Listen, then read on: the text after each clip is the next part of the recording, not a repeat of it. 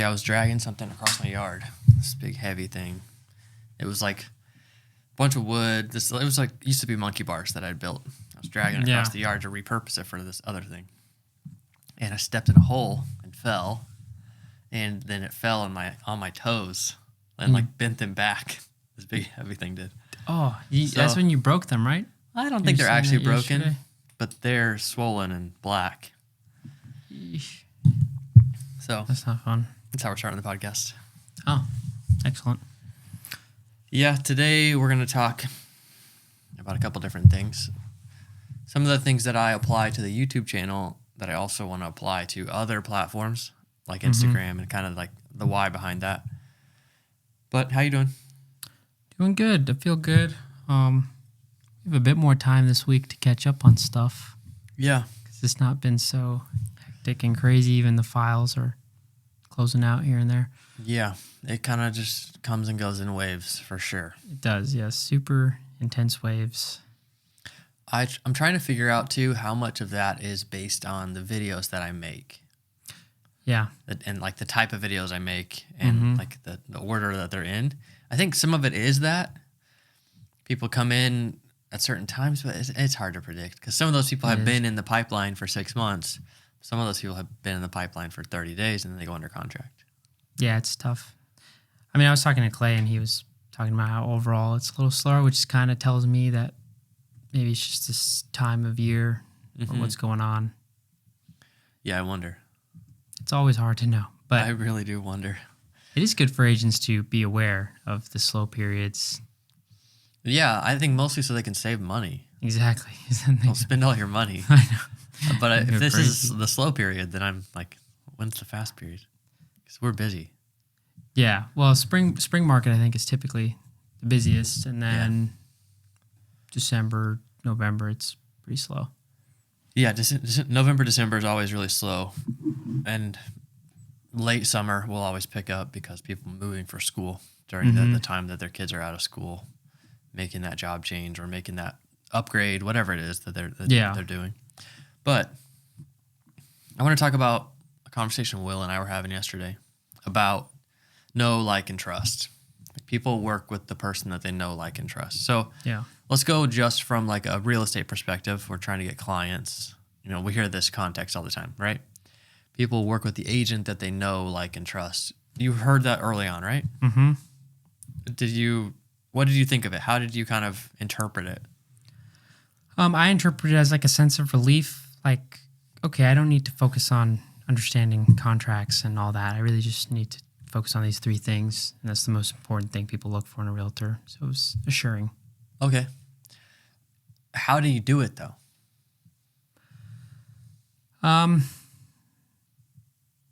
It's a lot of it came naturally for me, just kind of being an easygoing guy. It's pretty easy to like me. I mean, for some people might not like that so much, but so you're naturally pretty likable. I agree with that. What do you like practically though? What makes you likable? I would say I am pretty intentional with valuing people. Yeah. Like I don't like leaving people hanging or on red, or I have a tendency to overthink my interactions with people, but I really do want to be careful with, not upsetting anybody for no reason. Yeah. Having them misinterpret something. Sure. So those are likable things. What about knowing you?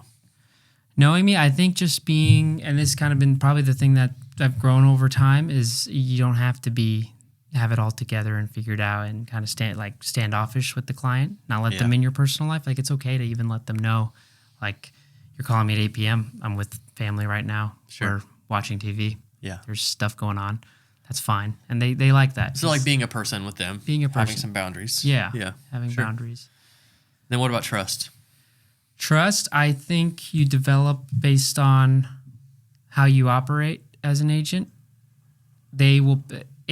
Clients pick up on stuff all the time. Like if they're, every time they call you and you decline their call and say you're on a showing, they're going to start to go, this guy's not on showings all the time. And so when you... Sometimes they think that and they're wrong, though. Yeah, sometimes that is true.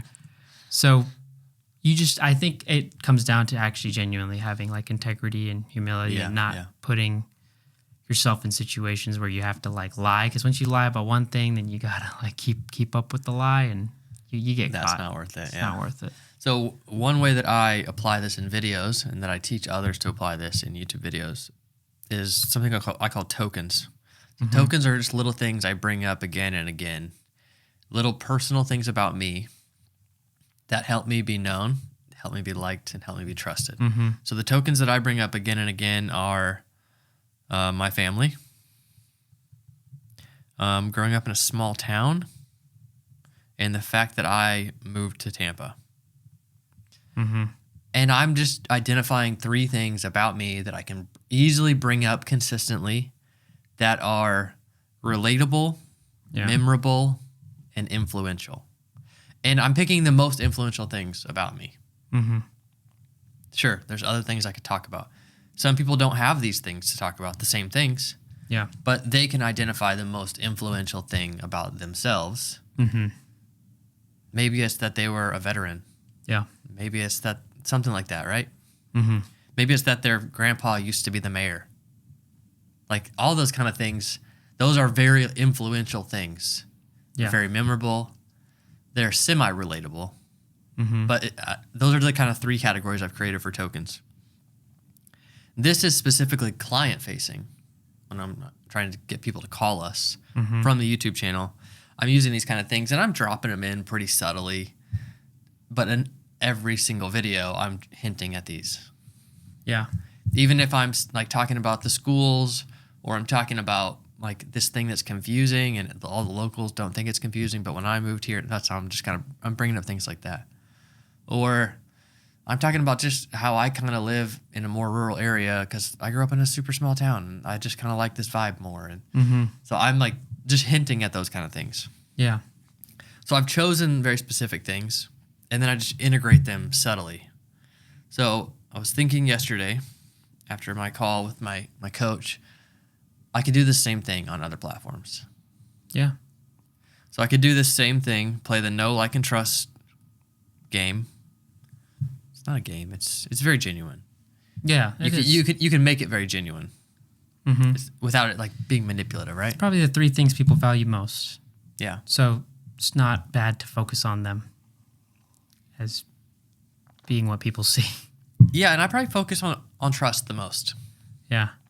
I'm actually choosing things like my family, small town, and moving to Tampa are things that I think develop trust. Me talking about my wife and kids show that other people trust me. I'm a trustworthy person. Growing up in a small town, people have this association with like hard work, things like that. And then having moved here, having kind of an outsider's perspective, people often trust my perspective more than a local. Yeah. So I'm often thinking about trust. So as I started to apply this to Instagram, I like to take notes while we're doing this. Yeah. Let me continue my thoughts. I could also choose tokens here as I integrate more of my personality, more of my interests without showing my family, without... Yeah. It's kind of like this puzzle I'm trying to solve right now. And I think it will... The biggest goal on Instagram is to interact with agents. Yeah. To add them to our community, to add value to them, to sell them a course, whatever. So they're going to work with the other agents that they know, like, and trust. Right? Yeah. So that's what I'm trying to get to. Well, that's our goal, right? To genuinely add value. Yeah. Bring agents in our community. It can be tricky to communicate that because most agents are thinking in the back of their head, what's this guy trying to use me for? Yeah. What's he trying to get out of me? What's the catch? Like, how is this going to blow up in my face? And a lot of times they feel like somebody's telling them all the things that say, oh, yeah, I can know and like and trust them. But to actually really prove that to them is a little harder. I think these things would prove it a bit more. Yeah. It would pull back the veil on me as a person a little bit more. And so I was just trying to identify like the things I do daily-ish that I could share a little bit about. And, you know, the biggest goal is actually engagement. Yes, I was going to say that because we would message back and forth before I kind of felt like, hey, I could approach Sam about stuff. Yeah. You'd like respond to stories and stuff, and we're very intentional about how you did that, so that made a difference. So then I started thinking about what gets the most engagement for me on Instagram. If I ever ask for advice about migraines, I got like 40 messages from a story. Yeah. If I talk about my chickens, anytime you like ask for advice, people want to give advice. That's interesting. Anytime you act like the expert, people just move on. Yeah. So there's like a level of humility to it that people are like, oh yeah, I have an idea. Yeah. Because I've asked for advice about how to like catch predators or things like that with the chickens. Yeah. Some other things that I do very consistently: fitness, food prep. We do like massive food prep every Saturday and Sunday, like massive amounts of like frozen burritos, or I made pulled pork and Greek chicken and homemade pitas on Saturday. Like people like that kind of stuff. I know people would engage with my kids. We just don't really want to put our kids online. I get that. You want part of your life to be private, but you're very open once people get to know you. Yeah. You'll bring your kids to closings. Oh, yeah. Nobody else does that. Or showings. Or showings, yeah. First time I meet somebody, I might bring one of my kids. Yeah. I know. I don't mind. But that's more genuine. My kids are pretty well behaved. Yeah, they are. They're great. You said something recently. You said, your kids behave like you spank them. Yeah, no, I thought you did. We don't spank our kids. You're like, what? They're so well behaved, though. They're just so polite. Well, you don't see them when you're not around. So I was just kind of running through other things like archery. People are kind of weird about hunting, but I don't care. Well, you don't present it in a way where if they're like, oh, we don't like hunting, you're like, okay, well, I don't really want present it anything to at do all with you. because I don't really want to have that conversation with a lot of people. But maybe I could. What are some other things? This is just about me. We're gonna move on to you next. No, about you. I'd say like local businesses. You have a good grasp on just the city, Tampa in general. Like you understand it very well. You always have a good food place, like a good restaurant suggestion. Yeah, I don't know if that. I want the audience to be broader than that, though. Mm-hmm. Most of my suggestions I just get from our barber. Yeah. The reality of it. Yeah, no. Personal development stuff, like a quote. Yeah. Stuff like that. Books. People engage with that. And that is stuff that I'm like actively involved in. I mean, I don't know if this falls in that category, but genuinely asking people how they are and like be engaging with them in that way. Not just asking as like, hey, how are you? Okay, let me tell you what I want to say now. You know, it's like actually focusing on them and what's going on with them. Yeah, there's a few agents that I actually really want to add to our community, and they're like doing a great job. They're building YouTube channels in other markets. One's in Boise, one's in Minneapolis, and I've like been on Zoom calls with them and helped them a bit. And I reached out to both of them yesterday. I'm like, what's going on? How can I help? And I really would hop on a Zoom call with them and help them. Yeah. Yeah, I'm probably going to have a little bit of like, hey, would you consider making a move? Because I think we could help you even more. But if they don't want to, I still want to help. Yeah. Yeah, that's interesting. That level of intentionality is very challenging to keep doing. Most people are going to ask the question, like, why is he doing that?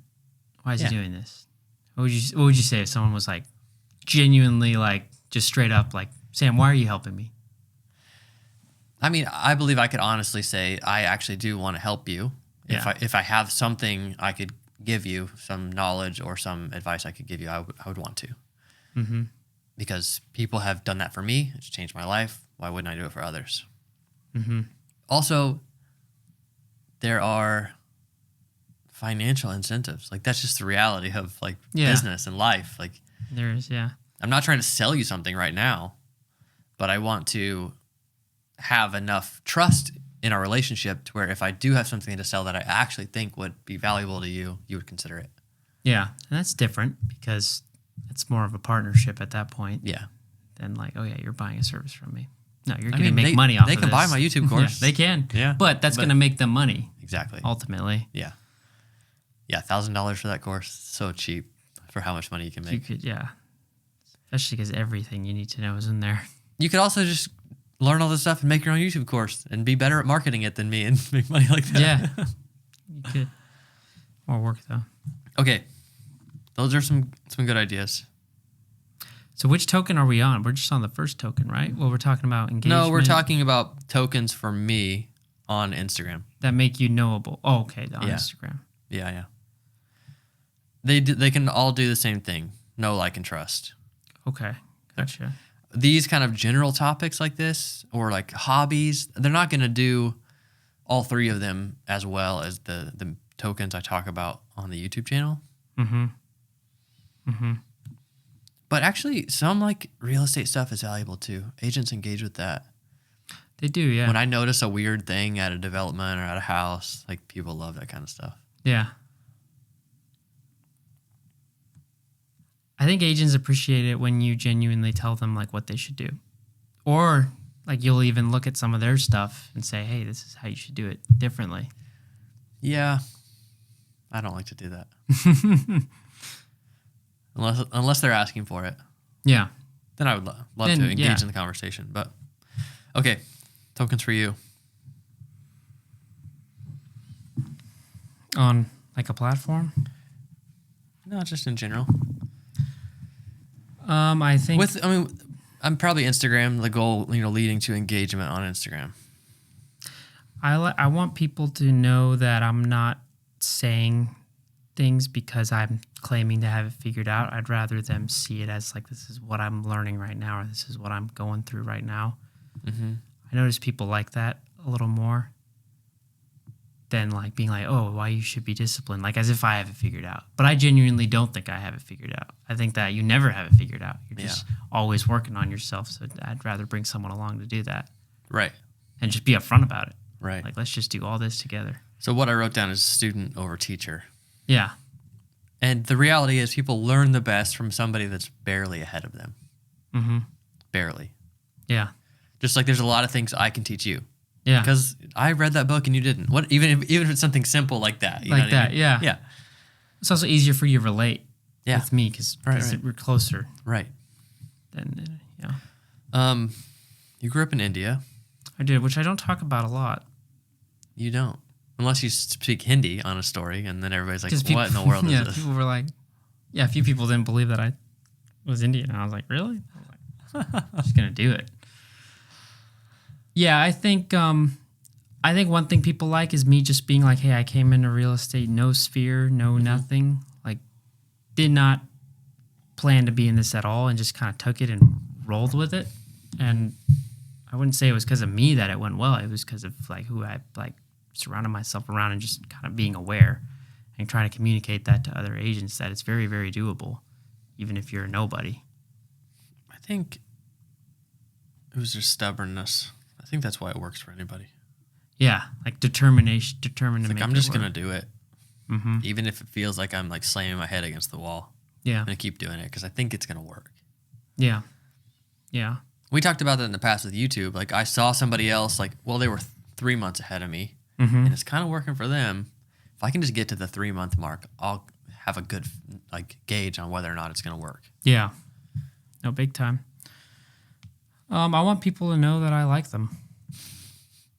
That's another one. Like I try to DM people and engage with them just because I care about them.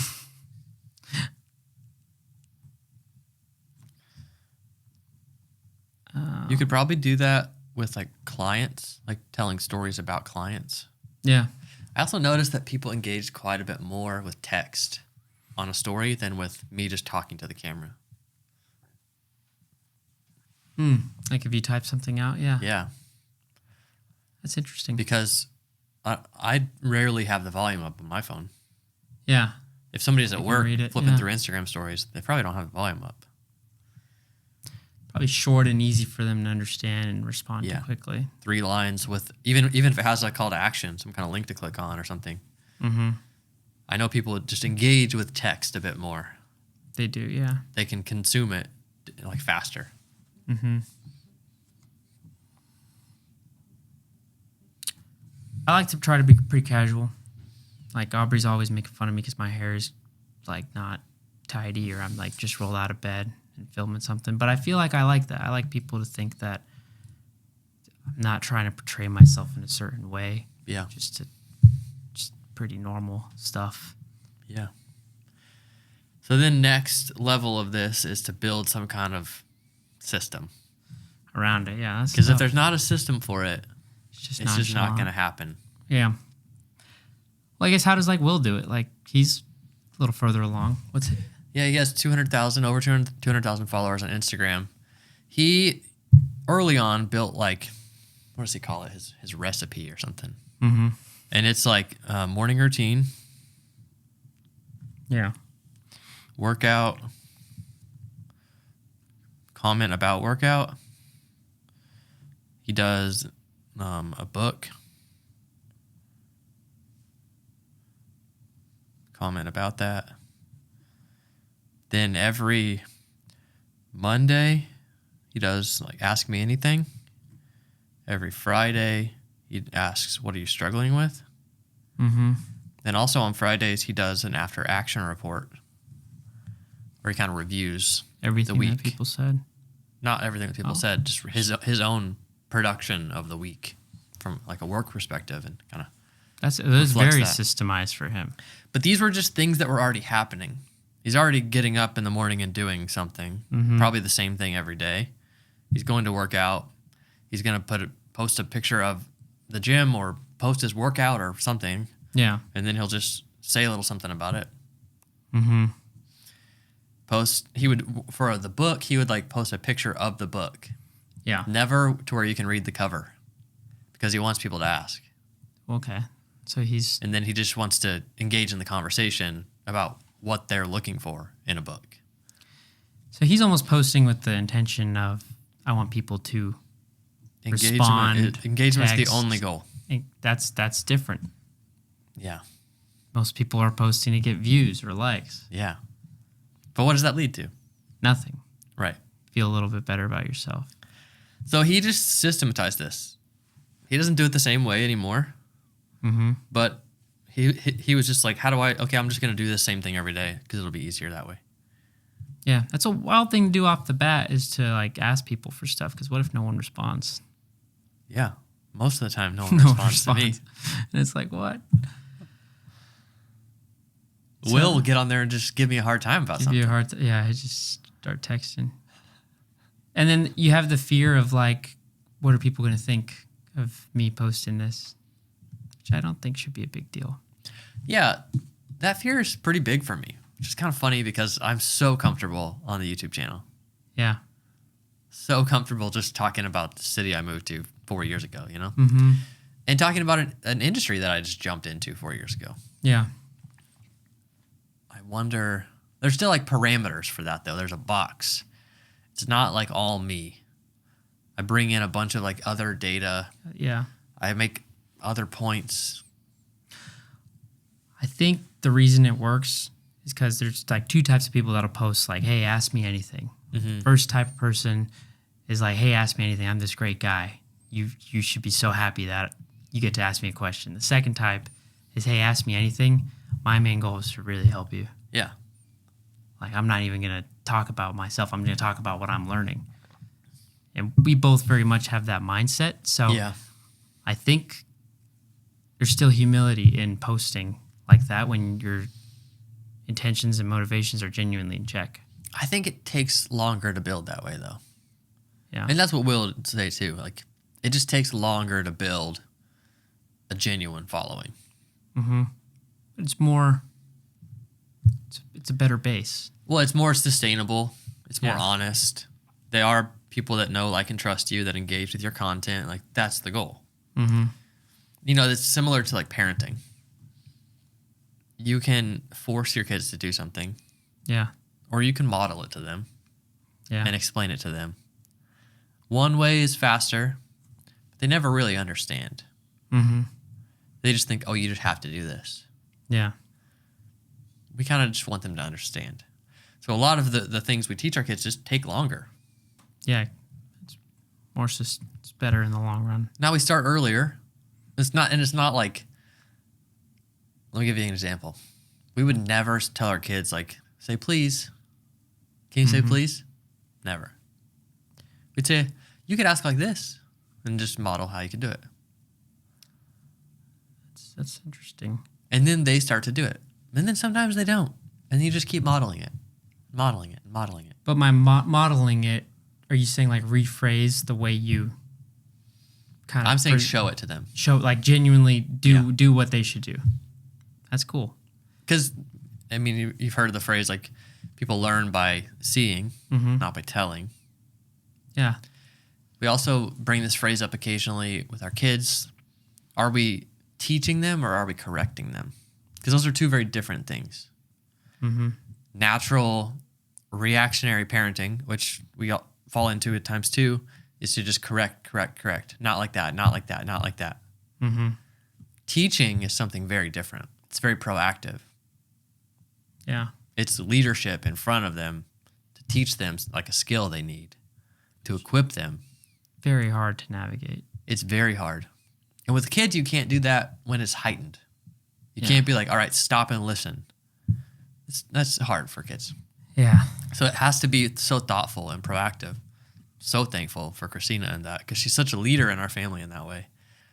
But the whole thing has to be proactive. How do you systemize something that's so like flows? Like could be different with one kid versus the other. Now you try to systemize it. How do you do that? Well, we have 3 kids now, and they all need a lot of attention right now, which is fine. But it makes it harder to do it. Mm-hmm. But Christina would do things like this. She would take notes. Just take a day and observe. Like what they respond to, how to kind of... Yeah, what they're interested in. How could I give them a bit more of that? What are they frustrated by? Like, how could we like minimize some of that in our environment? Super thoughtful about those things. It's crazy how much this kind of relates to agents. But okay, so say you have a kid and they respond to something one way, right? And maybe they respond to like you telling them, hey, don't do that a certain way. That is not great. Like maybe they get upset. And so you want to approach them differently, right? Yeah. Because you don't want them to get flustered.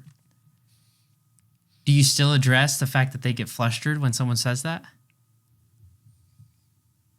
That's not really the goal, what you're trying to address, but trying to address something else. Like they won't share their toy, but they're getting upset with the way you go about it.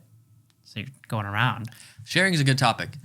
So we've just established a principle in our family of we always defer to others. Uh-huh. This isn't an equal sharing. No, we don't do that. We just defer. Yeah. Now, practically, that doesn't happen always. Mm-hmm. Other kids are involved, and they have sharing in they just think like that from school or from their homes. What if we just led with a value and said we always defer to others?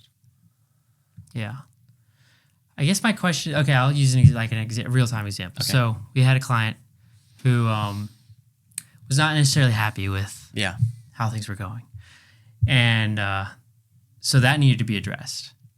But there was like a misunderstanding between even me and Aubrey, there was a misunderstanding. And so my go-to reaction was no one's on my side, Yeah. And so then I kind of reacted dramatically but what needed to be addressed was not getting addressed. So that needed to happen. So do you go around in your approach because I'll react a certain way, or do you want to kind of tackle both with agents simultaneously? I think both. Like have them work on themselves and the way they react to stuff, but then also the actual problem? Well, in business and just like with kids, like sometimes safety is the issue. So it's like, well, we need to mitigate this one thing right now. This other thing we do need to talk about.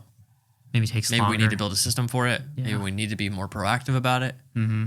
but they're two different things. But that's kind of like in business, they talk about working in your business or on your business. Mm-hmm. So in your business is like generating the revenue, Mm-hmm. doing the things that generate revenue.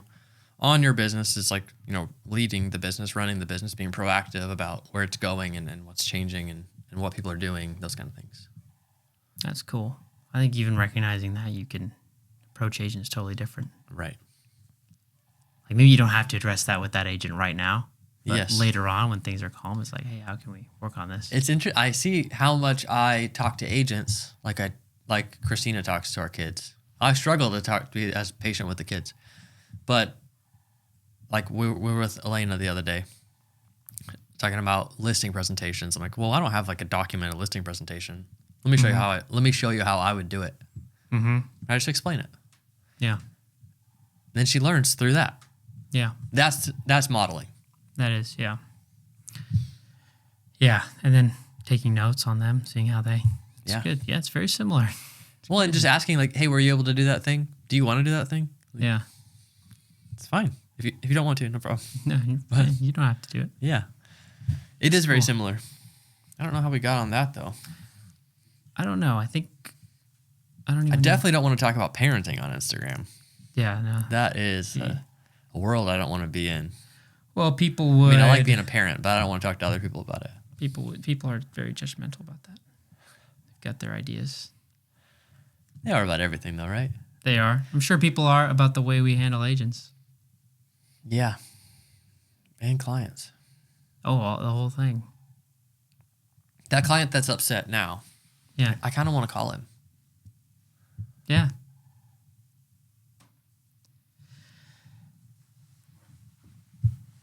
Yeah, and that can be valuable. I don't want to just hide from that kind of stuff. No.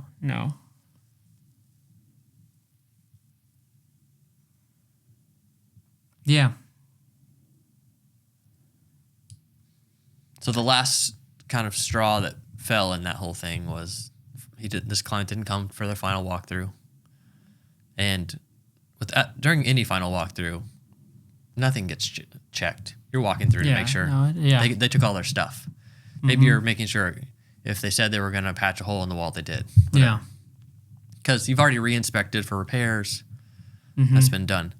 If you want to like re-inspect every appliance and system, you need to do another inspection, essentially. You do. Or you need to be there and have a checklist of all the stuff you want to check yourself. Mm-hmm. And so they're upset that the dishwasher didn't work. Yeah. Which could have just been a breaker that wasn't on. Yeah, no, it could have been something small. I'm so curious. I think I'll call him today. Yeah, give him a call. Yeah. I think that's a good thing. That would be a good thing to model to agents. Is like doing that. With agents, I feel like it's different because it's like they've given you permission to help them develop as a person. Yeah. A client not necessarily has given us that permission. Yeah. We are definitely going to take that approach, but the second they start to be standoffish, it's like, okay, this is at the end of the day, this is a transaction. Right. With an agent, we've agreed that, hey, you by joining with us, we're agreeing to build something big here and to work on you. And so there's going to be more of this. It's going to be a little tense, and you're going to have to decide on what you want, So next week when we come back, we're going to have our tokens finalized. Yeah. For Instagram. And then we're going to share our system of how we're going to do it. Yeah, that sounds good. It's not going to be our whole topic, but we're going to at least hit on it to kind of share where we came to for that. I just pushed my toe on the floor and it hurt so bad. Ooh, it might be broken. It might. Yeah, if toes break pretty easy, and you it's don't my know they're big broken. toe though. I think I would know. Your big toe. Yeah, you would know. I think it would be like darker. Yeah, I've broken my pinky toes a few times. Yeah, me too. I pretty much break a toe every summer because I do things in sandals where I should be wearing boots. Yeah. No, yeah, I did. Yeah. I get that. All right. Thanks for engaging with us. Yeah, that was good.